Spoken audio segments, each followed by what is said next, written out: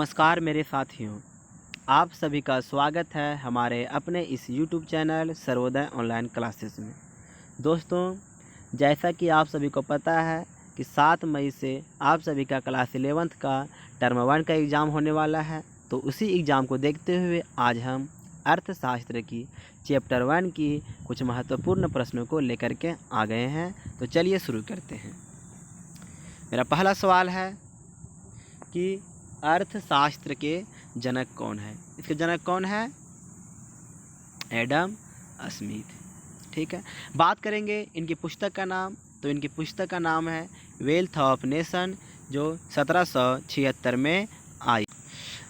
आगे हम क्या देखते हैं कि इन्होंने जो है वो अर्थशास्त्र में धन संबंधी परिभाषा दिए थे।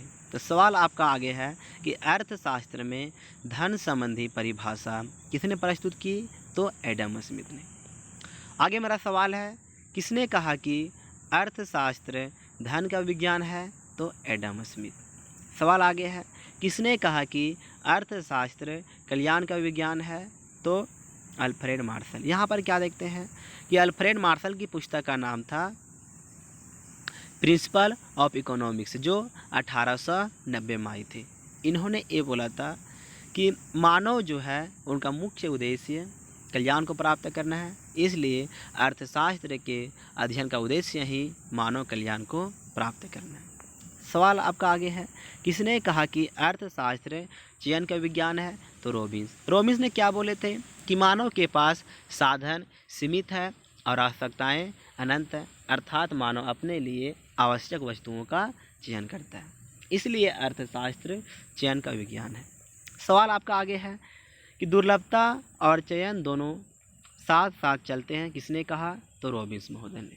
सवाल आपका आगे है, अर्थशास्त्र का सार है दुर्लभता और चयन। सवाल आपका आगे है, समस्त समस्याओं की जड़ है तो दुर्लभता या अभाव।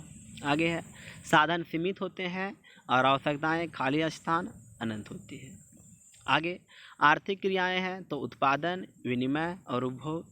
आगे है, अर्थशास्त्र को कितने भागों में बांटा गया है? तो 2 भागों में, व्यष्टि और समष्टि। आगे क्या देखते हैं कि दोनों जो आपका व्यष्टि और समष्टि है वो ग्रीक भाषा का शब्द है। व्यष्टि में हम व्यक्तिगत इकाई और समष्टि में समस्त इकाई का अध्ययन करते हैं।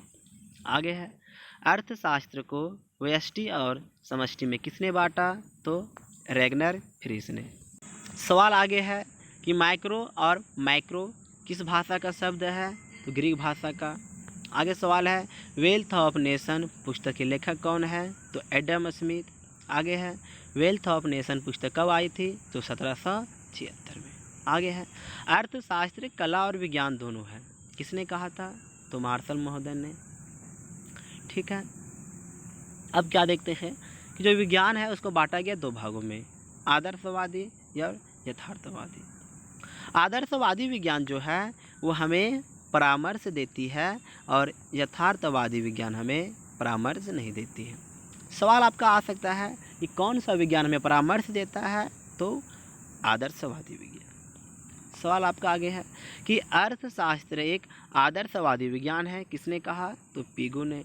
आगे है, अर्थशास्त्र एक यथार्थवादी विज्ञान है, किसने कहा? रॉबिन्स। आगे है, किस अर्थशास्त्री ने धन के स्थान पर मानव को अधिक महत्व दिया? तो पीगू। आगे है, जीवन के सामान्य कारोबार से क्या तात्पर्य है? तो आर्थिक क्रिया। और आगे है, जीवन के सामान्य कारोबार, यह वाक्यांश किसका है? तो अल्फ्रेड मार्शल का। ये था आपका चैप्टर 1 से कुछ महत्वपूर्ण क्वेश्चन। फिर मिलेंगे हम चैप्टर 2 के साथ। धन्यवाद।